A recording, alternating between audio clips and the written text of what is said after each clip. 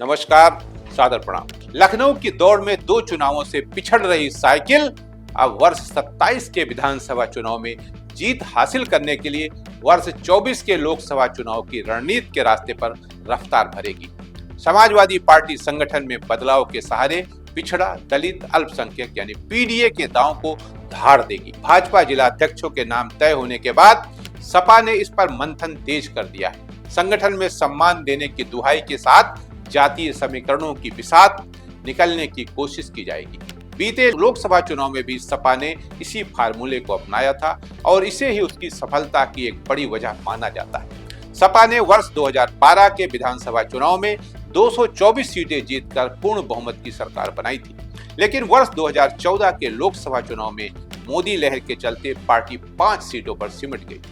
वर्ष 2017 के विधानसभा चुनाव में भी सपा को झटका लगा और कांग्रेस से गठबंधन के बाद भी वो 47 सीट ही जीत सकी। वर्ष 2019 के लोकसभा चुनाव में सपा ने बसपा से गठबंधन किया, लेकिन भाजपा की लहर से पार नहीं पा सकी और प्रदर्शन वर्ष 24 के बराबर रहा था।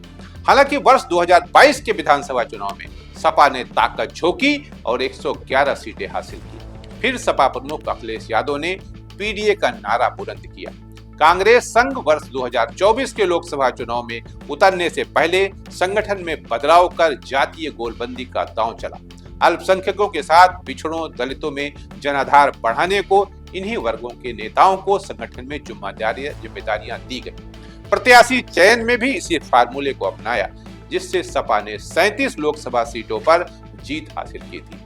परिणामों से उत्साहित सपा इसी रणनीति पर आगे बढ़ रही है। आने वाले पंचायत चुनाव और उसके बाद विधानसभा चुनाव के लिहाज से संगठन में बदलाव के सहारे पीडीए का संदेश देने की तैयारी है। भाजपा ने जिला अध्यक्षों की घोषणा में जातीय समीकरण साधने की कोशिश की है। सपा की रणनीति भाजपा के इसी दांव को उसके विरुद्ध इस्तेमाल कर बढ़त बनाने की है।